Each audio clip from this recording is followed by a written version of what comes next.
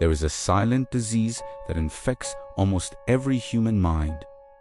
It is not biological, but it is fatal to your aliveness. It is the obsession with the next moment. Look at your life right now. Are you reading this? Or are you waiting to finish reading it so you can do something else? Are you at work, waiting to go home? Are you at home, waiting for the weekend? Are you single, waiting for a partner? Are you poor, waiting for wealth? This constant leaning forward, this subtle rejection of what is happening right now in favor of a projected future is what we call hope. And while society tells you that hope is a virtue, that hope keeps us alive, the non-dual reality is starkly different. Hope is the very mechanism that keeps you asleep. It is the tyranny of the future. When you hope, you are fundamentally declaring that this moment, the only moment that actually exists, is not enough. You are declaring that you are incomplete. You are trading the reality of your existence for a fantasy that hasn't happened yet. This state of waiting creates a background static of anxiety and dissatisfaction that most people never question. They think the anxiety is about their problems, but the anxiety is actually about their relationship with time itself. You are addicted to the future because the present moment feels unbearable to the ego. The ego cannot survive in the now because the now is still. The ego needs movement, it needs a problem to solve, a goal to reach, a future to secure. So it invents hope. Hope is the carrot on the stick that keeps the donkey moving. But have you ever noticed that you never actually catch the carrot? Even when you achieve the goal, the satisfaction lasts 4 minutes, maybe hours, before the mind projects a new hope, a new target, a new someday. This is the trap. You are spending your entire life waiting for your life to begin. But life is not coming. Life is here. The tyranny of hope is the belief that salvation, happiness, and peace are located at a distinct point in the future. But if you look closely at your direct experience, you will realize that the future never arrives. When it comes, it is always now. So if you cannot find peace now, you will never find it, because you will never be in the future. You are trapped in a perpetual state of becoming, never arriving at being. This video is an invitation to stop, to give up, to realize that the hopelessness you fear is actually the gateway to the freedom you seek. Let us deconstruct the architecture of your waiting. To understand why this trap is so difficult to escape, we must look at the machinery of the organism. You are biologically wired to be dissatisfied. Evolution does not care about your happiness. It cares about your survival. And survival requires a constant drive for more. This is driven by the dopamine-seeking system in your brain. Dopamine is often misunderstood as the pleasure molecule, but it is not. It is the molecule of anticipation. It is the fuel of hope. When you identify a goal, food, a mate, a promotion, enlightenment, your brain releases dopamine to compel you to pursue it. The feeling of hope is chemically identical to the feeling of craving. It is a state of tension. It is a sensation that says, I do not have what I need. This system was designed to keep your ancestors hunting and gathering. If they felt perfectly content, they would sit under a tree and starve. So, nature installed a mechanism that makes the present moment feel slightly uncomfortable, slightly insufficient, pushing you toward a theoretical future reward. This is the biological basis of the tyranny of hope. But here is the glitch. In the modern world, and especially in the spiritual search, this mechanism malfunctions. We are no longer just seeking food. We are seeking psychological completion. We are seeking a future version of ourselves that is better, happier, or enlightened. The brain treats this conceptual self-image just like a biological resource. You chase the future. You with the same desperation that a starving animal chases prey. But unlike prey, the future you does not exist. It is a hallucination. So you are running on a treadmill of neurochemical craving, driven by hope chasing a ghost. This is why you feel a chronic, low-level hum of anxiety. It is your seeking system revving its engine, looking for the next place to land. You get the job, and the engine quiets down for a day. Then it revs up again. What about the promotion? You get the partner. Silence for a week. Then, what about marriage? You get the spiritual insight. Silence for an hour. Then, I need to stabilize this state. The seeking system is insatiable. Hope is the fuel that keeps this fire burning. As long as you believe that the solution to your suffering lies in the future, you are feeding the beast that is eating you. You are using the very mechanism that creates dissatisfaction to try and find satisfaction. It is like drinking salt water to quench your thirst.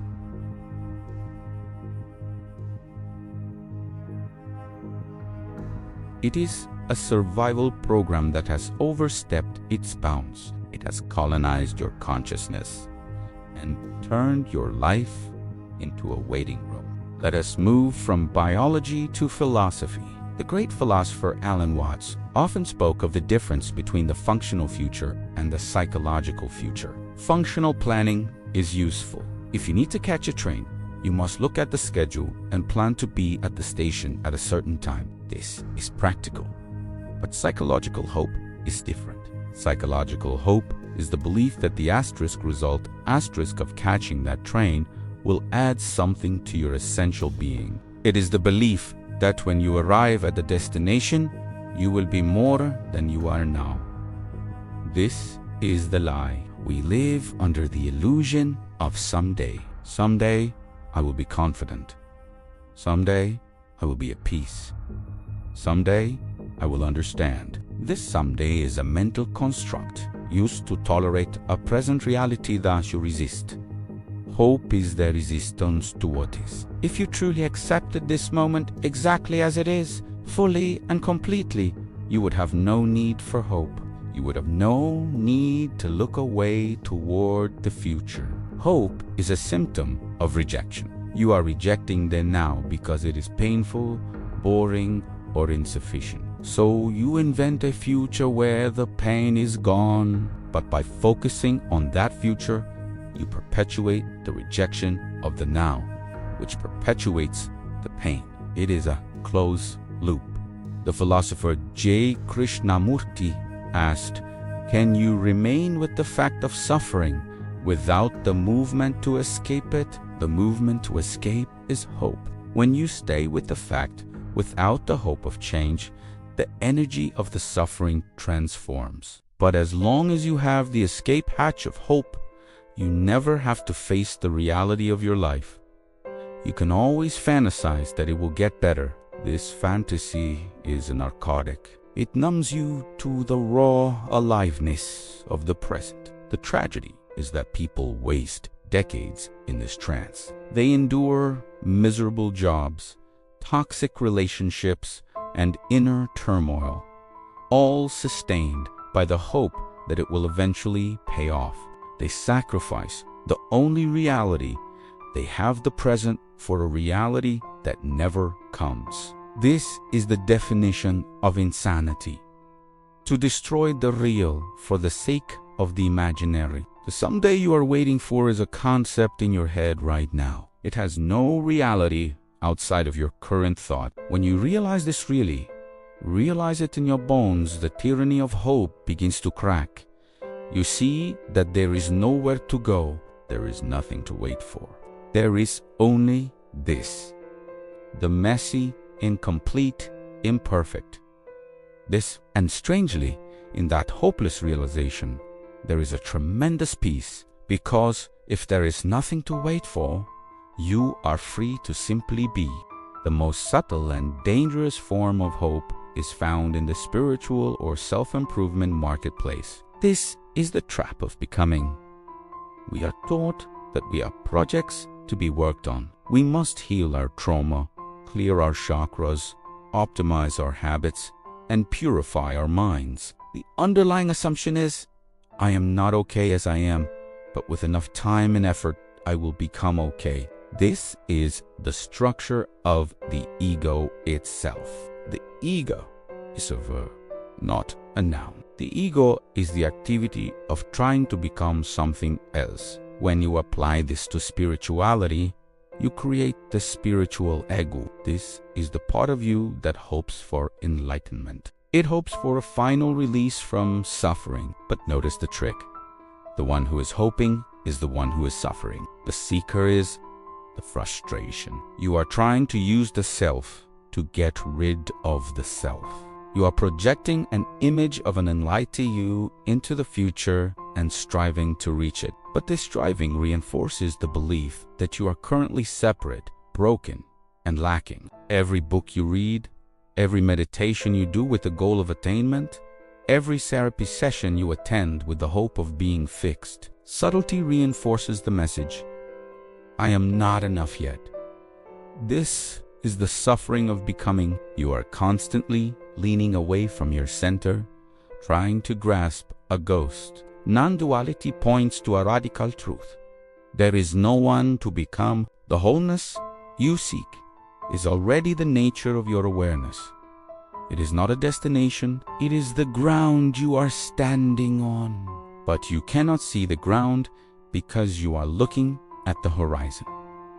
Hope is the veil that covers the obvious. By hoping for a spiritual future, you miss the spiritual present. You are like a wave looking for the ocean, hoping that one day, if it crashes on the shore correctly, it will become water. It is already water.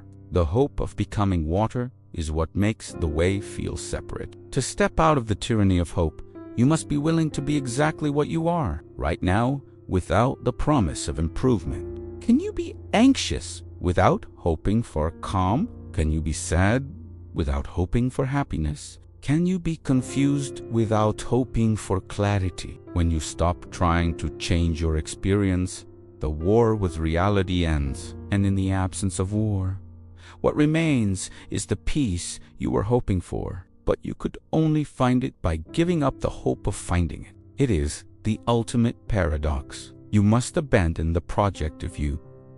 You must let the building collapse. What happens when hope dies? In our culture, hopelessness is seen as a state of depression, a precursor to giving up on life. But in the context of non-duality, hopelessness is the highest state of maturity. It is not the hopelessness of despair. It is the hopelessness of acceptance. It is the realization that the future cannot save you. It is the realization that no amount of money, status, love, or spiritual insight will ever permanently complete you. When this realization lands, it can feel like a death. It is the death of the imaginary future you have been cultivating your whole life. It is the dark night of the soul. The rug is pulled out from under you. You fall into a void. There is no longer anything to hold on to, no promise of better, but as you fall, you notice something. You are not hitting the ground. You are floating. The energy that was tied up in waiting, in projecting, in managing the future, suddenly returns to the here and now. Your senses sharpen. The color of the leaves becomes more vivid. The taste of your coffee becomes intense. Without the distraction of the future, the present moment explodes with aliveness. You realize that the meaning you were searching for was never a conceptual answer. It was the texture of reality itself. Giving up hope means you stop bargaining with reality. You stop saying, I will be happy if, and you start saying, I am here. This is true power. A person with no hope cannot be manipulated. They cannot be threatened with the loss of a future they no longer need. They Adi, free. They move through life not to get somewhere, but to express what they are. They build, they create, they love, not as a means to an end, but as a dance. The donkey stops chasing the carrot and realizes it is standing in a field of grass. The hunger of the seeking system begins to subside, not because it was fed, but because it was understood and transcended. This is the difference between a prisoner and a free man. The prisoner hopes for release. The free man sees that the door was never locked. The tyranny of hope is a prison of your own making. And the key is simply to stop. Stop waiting. Stop expecting. Stop hoping. Just look. Just be. The collapse of hope is the birth of reality.